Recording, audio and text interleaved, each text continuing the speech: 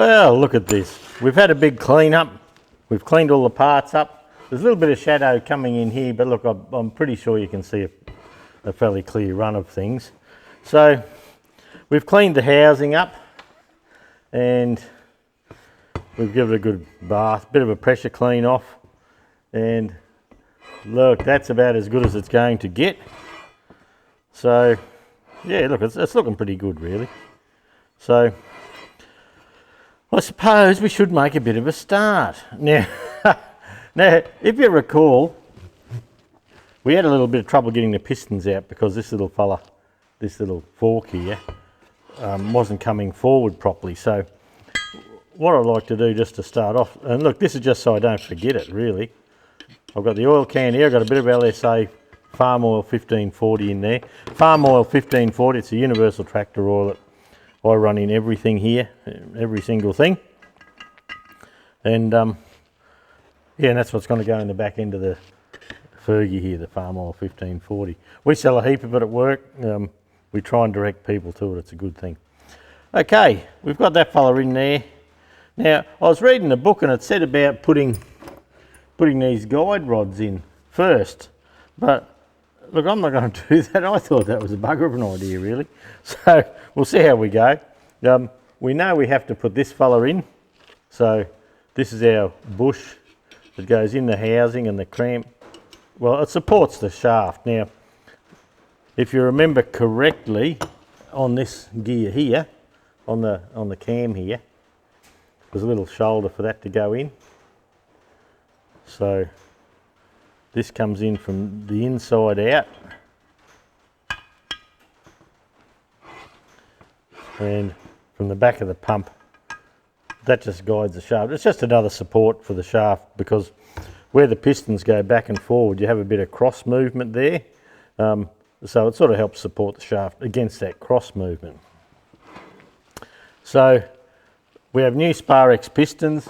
Now, as part of the Sparex S61325 kit, they supply new pistons and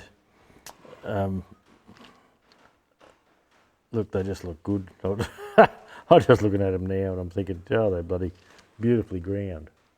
See up here? Now, I don't know where the old ones are. There's the old ones. There's the new ones. So hopefully, looks like they do a nice job. Now, they don't have piston rings on them. The later pumps, as in the 35, 65, 188 and all that sort of thing, had piston rings here. These early ones don't. The little grooves there, they help seal the oil. So it's a good time here just to make sure that they go in the holes nicely. Yeah, look, and that's good. I do have a set of calipers over under here. We might just do a quick rough measurement just to see. I'll grab the calipers with the good battery in them, just for something different, you know. Okay, we'll zero the calipers. There's a 0. And what do we have here? At the bottom there we have 20.1, 20.3.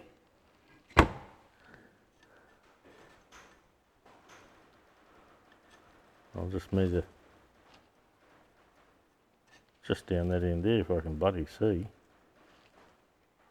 20.13. We'll go at 90. 20.13, yep.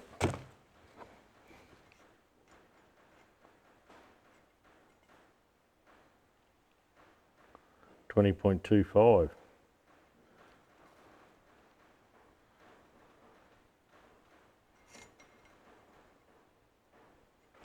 Let me come right on the end there, try and get it on the flats nicely. 20.3. What do we have here?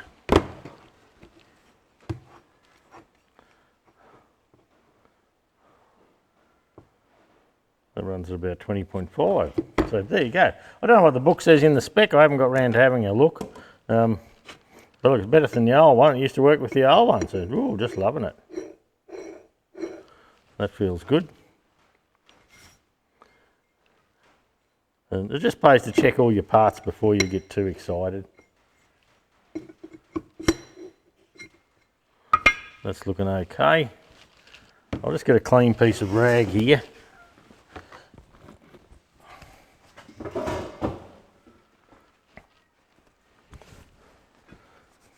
Just make sure everything's nice and neat and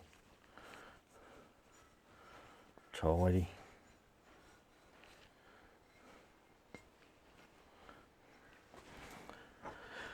Okay, now these bushes, let's see if there's a place to go wrong with those. They're both the same part number, so I don't imagine there would be.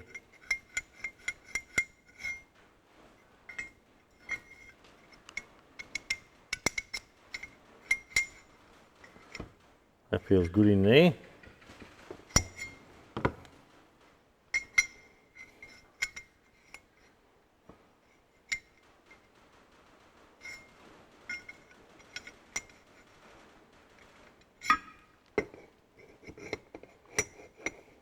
That feels good in there as well. So now we have to remember which way these bloody things went. And I'm going to have to look that up again because I've just had a brain collapse. Complete collapse. No good at all. Okay, I've gone and got our coupler here, so we'll oil that up with our farm oil. Heaps of oil. Now, these got to back onto each other. Well, that's what the flange is for there. So this fella here, he comes down over there. And when the pump's running, that's your thrust surface, so they rub against each other. So, God, I have brain farts sometimes, can't think of stuff. And, okay, so we need a piston on there with the lug down to the bottom. Now, that looks to be in the centre, I believe. I think they're the centre. We'll give it a whirl anyway, eh? What have we got to lose?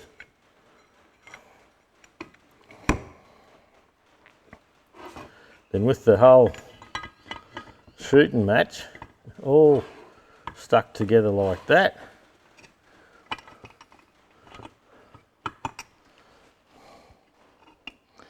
let's see if we can just slide him back in. I never seem to be able to, but anyway, we'll have a go. Oh, Lance, put it around the right way, dickhead.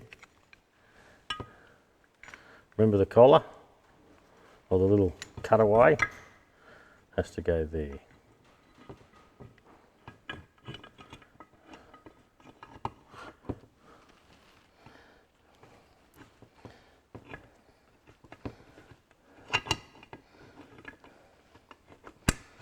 There we go. Straight in, no kissing. And there we go.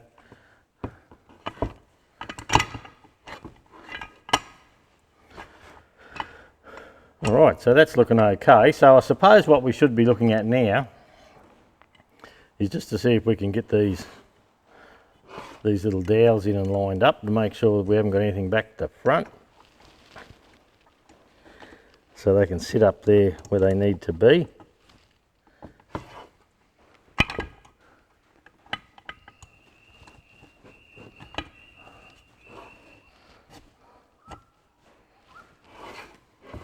Is that lining up there? Looks to be. I'll get my knockometer. Oh, just lovely. So that's holding that piston in place. Okay, we'll try the other end now.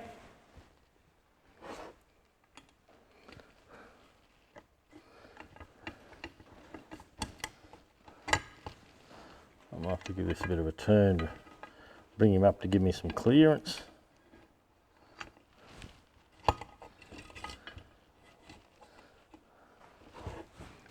Once again, tappy tap. Okay, so that rotating assembly should turn now.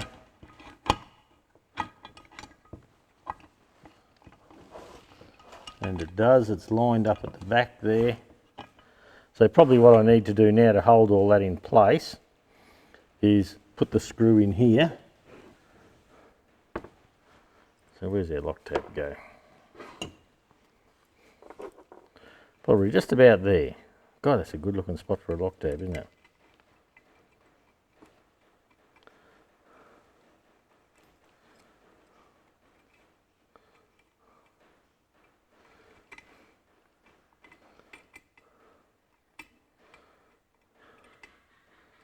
There we go, that's going in.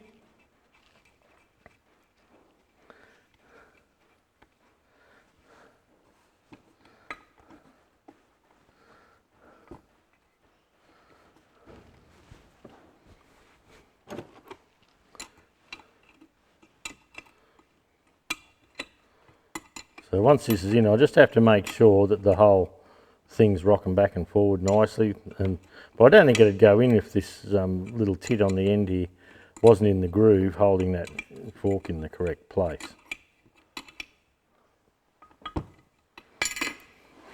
So I'll give it another turn. You can see the fork there rocking back and forth a little. So I think we'll line up a lock tab. Beautiful. Now we'll give this a bit of a smack.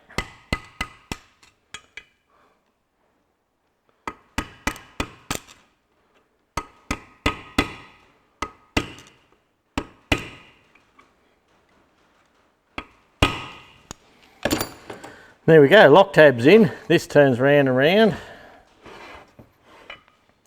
The main control valve, I think I will probably, there's no real advantage of doing that yet.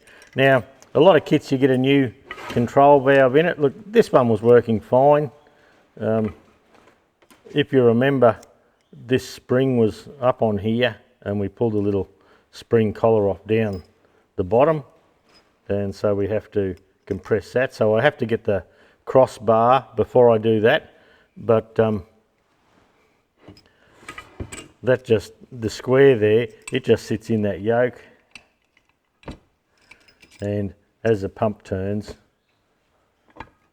that just moves this back and forth with this yoke here, just like that. And the idea is to stop the whole show binding, which they did have trouble doing way back. So I'm happy with that. We'll put that over out of the way for the moment. All right. These plugs here that come in the end housing, now I've been buggering around with them so I could tell you what thread they were, and they're actually half UNF. So you can screw a half-inch UNF rotary hoe blade bolt in there, no worries at all. So they're half UNF.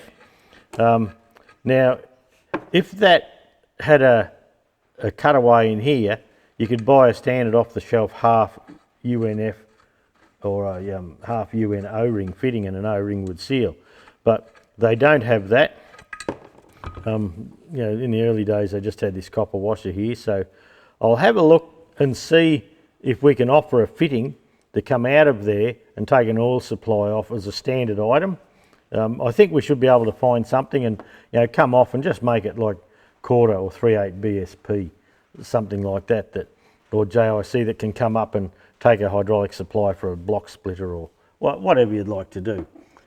If we can't do anything else, we can heat these copper washers up red hot and chuck them in some water, and that'll anneal them so they get nice and soft and seal well again. So, but for the moment, we'll put that main pump body over the back and we'll have a look at these pump chambers. Now, as I was saying yesterday, in the kit, you don't get the O-rings. Our kit is going to have the O-rings. Now, the measurement for those O-rings, for those who need to get them somewhere else, when you look up the the Massey Ferguson number, and look, I went home and did my homework, you know, that's a dedication I have to this channel. Okay, the Sparex number is S1932 and the standard Massey Ferguson number is MF, or I just have MF at the start so I know it's a genuine number, is 105017 and it's an O-ring and it's 1/8 section by 1316. And in a lot of O-ring kits, your standard O-ring kit, your 70 durometer O-ring kit, it's a BS211. Now, a 211 fits in there nice and loose. I actually tried the 212 and I thought that felt better. So anyway, who knows? But on the pump to work out whether you actually need the O-rings, or I'll just show you the other gasket while we're here. Well, I've got your undivided attention.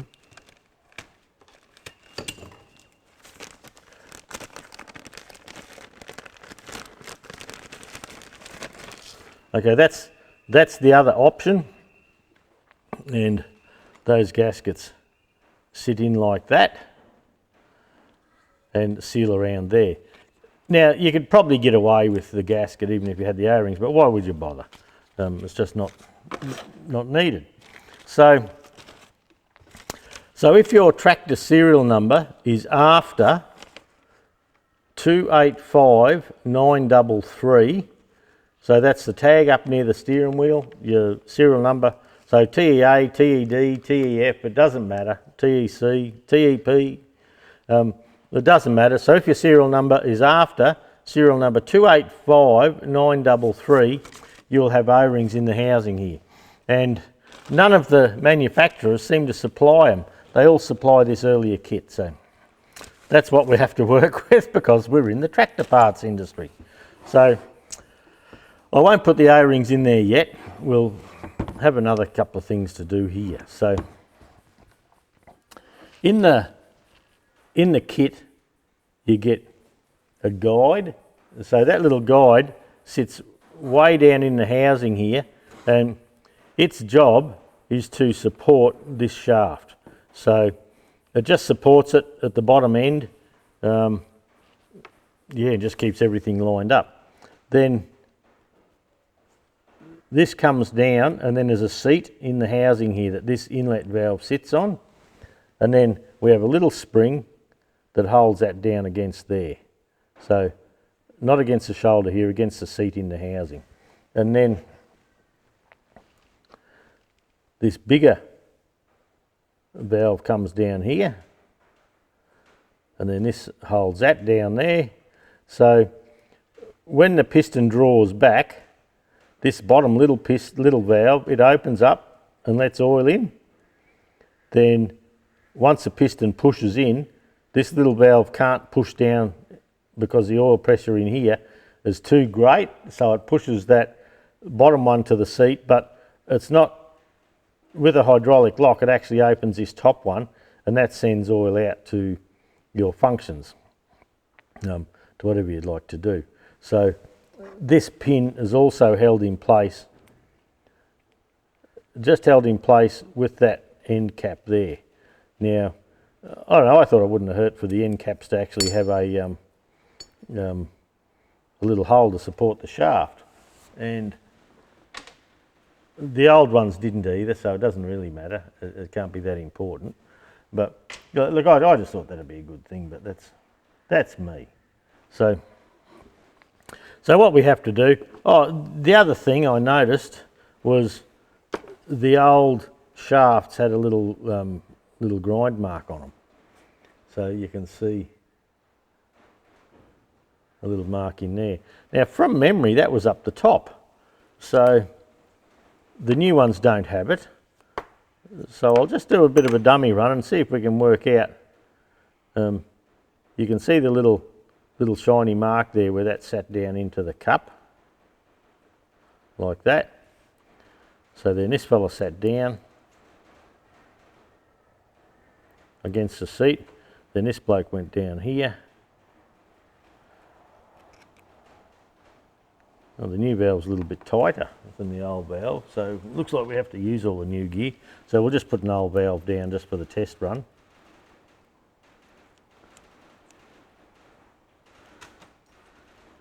Oh, and that's an interesting thing. The old valve is blank at the end there, so it can only hold down there. So that's a strange setup, isn't it, really? That's something I'd never noticed before. So this cap here must restrict the amount that that valve opens. And because that's a dead end at the end there and they don't want a hydraulic lock up here, that's what that shaft's for. But because the new one is open at this end, you don't need that there to stop it having a little hydraulic lock. So there you go, problem solved. Something else I never knew. Look, don't think we're all experts on this stuff.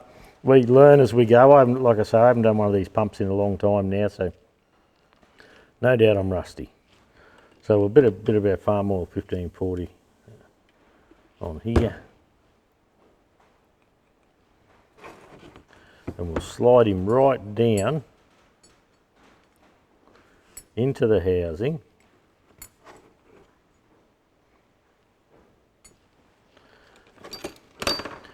Now, have I ever told you about me MIG pliers? MIG welder pliers, there they go. So we should be able to get that to sit right down in the bottom, then we should be able to slide everything down. And it may be easier if we put a few things on first, I think, by the feel of that. So that's nice and free there. We'll put that fella there. We'll put this bloke here.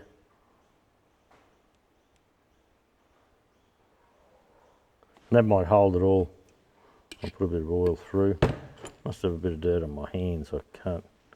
It's just marking the parts slightly.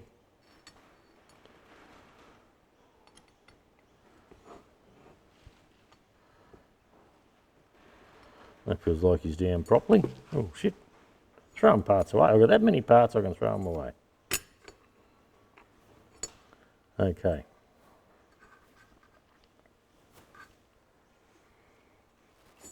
So you can see how far, I don't know if you can. Yes, you can. Go, yeah, bloody goers, eh? You can see how far down that is. So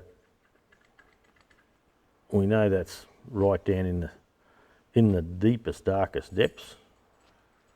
Now, the old pump had those. I had a look on the parts list. I cannot find those for looking. I do not know why or where or whatever. So, but I thought they were a great idea. Yet I cannot find that part number. I've got a Massey, like a Massey parts book I downloaded, and an Agco one, which is a later one, and I couldn't see them there either. And I can't see a serial number break, but we do have access through our local Massey Ferguson dealer Sings, and they let us in to have a look at the parts, and when we order the genuine parts we deal through them, so they let us in. So I'm going to try and run on the live system and see if I can find them there. But look, I think they're a good idea. Now, what they suggest you do, and look, there's nothing wrong with this. This has happened for years and years and years, and no harm done, is they give you a copper washer, and it's been annealed and it's nice and soft, and that fits over there. Then when that goes down, then our clamp here clamps down. Well, that copper washer actually stops that from leaking. But I just really like this idea. So I should have a quick measure just so I know. Is that on 0?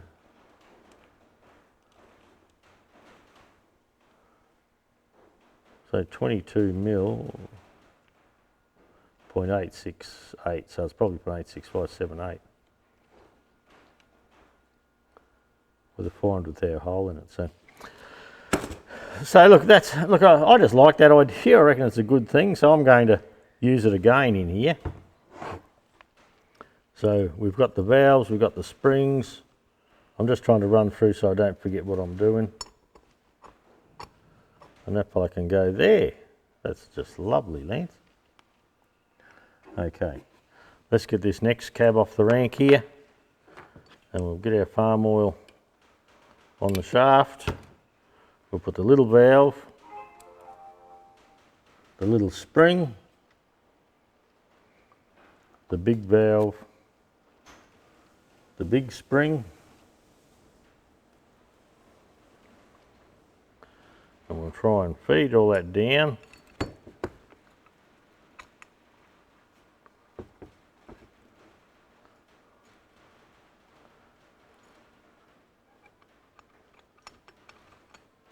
Make sure it's sitting down.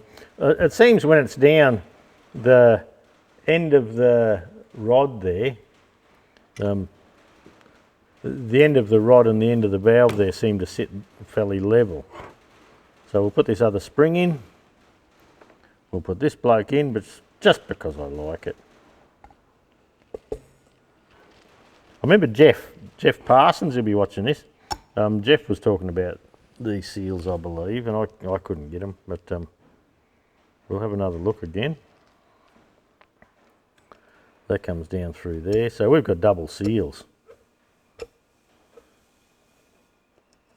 So why isn't one? Okay, so this is looser in the bore. That's all that's going on there. If anything's different, you've always got to have a look and see what you've missed or what you've buggered up or something. So that can go down there. And of all the bolts, the coarse threaded one is the one that holds the cap on here. We'll pop a bit of oil on that thread just to do our farm oil again.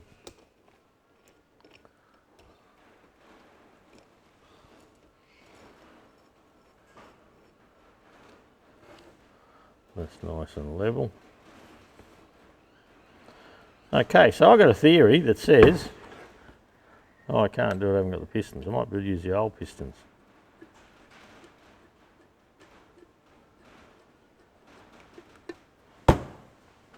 Let's have a go.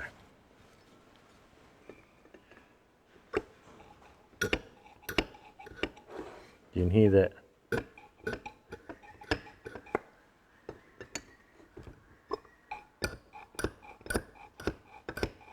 You can hear that valve opening.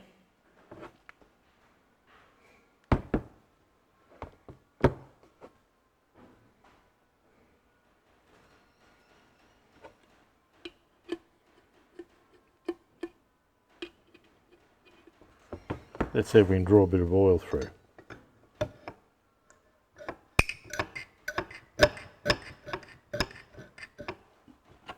God, this is fun. I could do this all day.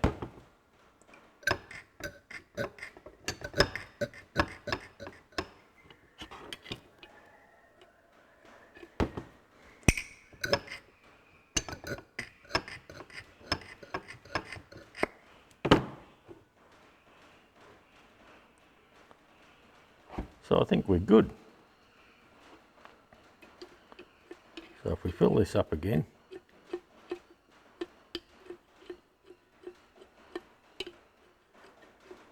I just want to see some action.